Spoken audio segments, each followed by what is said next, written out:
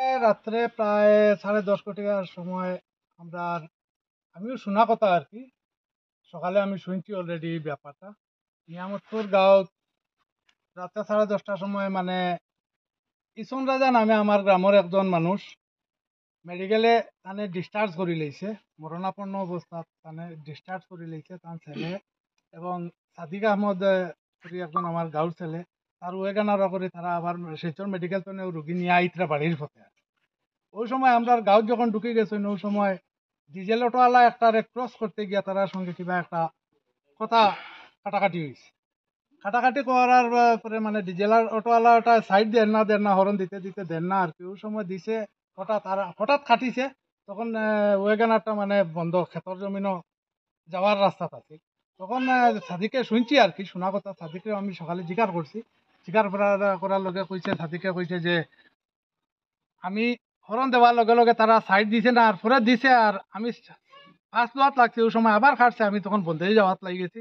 তখন আমি তারা কইছি, হয় গাড়িটা কিরকম চালাইনি এটা যদি জানো না তাহলে তোমরা রাস্তা তুটো কেনে। ওই সময় ওটা কিতা একটা গালি দিছে, অকৃত ভাষা গালি দিছে, দিয়া তাহলে সাদিকে ব্রেক মারিয়া লামি গেছে। তখন ওই সময় এক পাও বাইরে আসলো সাদিকর, আর ওই সময় ওগে আইয়া অটো ড্রাইভার ওটা একটা ঘুষি মারিচ্ছে তার নাকর মাঝে। আমি সকালে দেখছি তার নাক একটু ব্লিডিং হয়েছে, তারা কইছে ডাক্তারও দেখাইয়া আইছে তারা। যাই হোক, কিন্তু কালকে যে তারা এখন একটা ভিডিও বাইরে লইছে এটা বড় দুঃখজনক কথা। মানে তারা ভিডিওতে মানে কইছেন দেখছি যে অ্যাম্বুলেন্স থামাইয়া তারারে মারধর করা হয়েছে, যে কথাটা কতটুকু সত্যি, মানে আপনি কিটা কইছেন? এটার ব্যাপারে আমরা নিয়ামতপুরবাসী অনেক দুঃখিত। কালকে রাত্রে 10টা বা 10:30, 11টা এইরকম এই টাইমে এই আমরা পাহাড় লাইন রাস্তা দিয়ে কোনো অ্যাম্বুলেন্স গেছে না। 1, 2 নম্বর, আজকে যখন তারা একটা স্টেটমেন্ট শুনছি, আমি গেলাম নতুন বাজার, ওখানে গিয়া শুনছি তারা খইয়া হইয়া ঠান্টু হইয়া অ্যাম্বুলেন্স ওটা ঢুকছে ফাড়গাঁত গিয়া। এই রাস্তা বা গেছে না, আবার অ্যাম্বুলেন্সের ফটোটা দিয়া কিরকম ভাইরাল করছি, এই ব্যাপারে আমরা কিন্তু অনেক দুঃখিত হয়ে গেছি। আমরা নিয়ামতপুরের জমিনও এরকমের কোনো একটা বদনাম নাই, আর তারা নিয়ামতপুরের গাঁওটারে একটা বদনামি বানাইছে এটা ভিডিও ভাইরাল করিয়া। 100% যেটা আছে হঠাৎ তারা যদি প্রমাণ করি দেয় তো এটা মানিয়া নিমো আমরা। আর নাইলে যে মিছামিছি একটা ভিডিও ভাইরাল করিয়া নিয়ামতপুরের গাঁওরে তারা বদনামি করে, এটার ব্যাপারে আমরা অনেক দুঃখিত। আর এটার লাগে আমরা সব দিকে মিডিয়ার বাইন্তর মাধ্যমে সব দিকে আমরা যে করি, আর এই যে ভিডিওটা আপনারা আমারটাও দেখুন আর তারাটাও দেখুন, সত্য মিথ্যা যাচাই করিয়া আপনারা কমেন্ট করবা সুন্দর। কারণ তারাটা হইল গিয়া মিথ্যা, তারা হইয়া হইয়া গিয়া ঠান্টু হইয়া গিয়া ফালগাঁত গেছে। আমরা এই যে পাহাড় লাইন রাস্তা যে আবদুল্লাপুর হইয়া যে ঠান্টু রাস্তা ঢুকছে, এটা দিয়া কোনো অ্যাম্বুলেন্স গেছে না কালকে রাত্রে এই টাইমে আর কি। যাই হোক, অটোওয়ালার লগে একটা সংঘর্ষ হয়েছে, অন্ধকারের ছোট হয়তো খেয়া এবং কারা ইট্টা করছে। অটোওয়ালা সুগলাটাও আমি দেখছি একটু জখম হয়েছে, মাথাতে একটা মানে ফুলা দেখছি আমি। দেখেও তারা কইছি এটা সুস্থ বিচার পাই বাইরে বা। যাই হোক, উভয় পার্টি আমি এখনো পর্যন্ত শুনছি যে উভয় পার্টি এই ব্যাপারে তারা খেইসও গেছে গিয়া। ফালগাঁওর পার্টিও গেছে, আর নিয়ামতপুরের যে সাদিক আহমদ নামে যে চুগলা এরাও গেছে খেইসও। পুলিশও আইয়া ইনকোয়ারি এটা অলরেডি সাদিক আহমদের বাড়ি করিয়া আর চেহারার বাড়ি করছে কি না জানি না। এটা এমনি তো বিকাল দিকে আমরা এমনি শুনবো, আপনার মাধ্যমে হোক আর যারা হোক আমরা শুনবো গরু বইয়া। এই ব্যাপারে কিন্তু আমি অনেক দুঃখিত, আমার গ্রামবাসীও অনেক দুঃখিত। এটা নিয়ে পুরা জোরদার চর্চা চলে, এটা নিয়ে একটা পলিটিক্যাল গ্রাউন্ড আইয়া ঢুকে গেছে। কিছু মানুষ এটা নিয়ে পলিটিক্স করা, আমি দয়া করি পলিটিক্স যারা কতরা তার কাছে আমার বিনম্র মানে অনুরোধ যে এটা নিয়ে পলিটিক্স করবা না।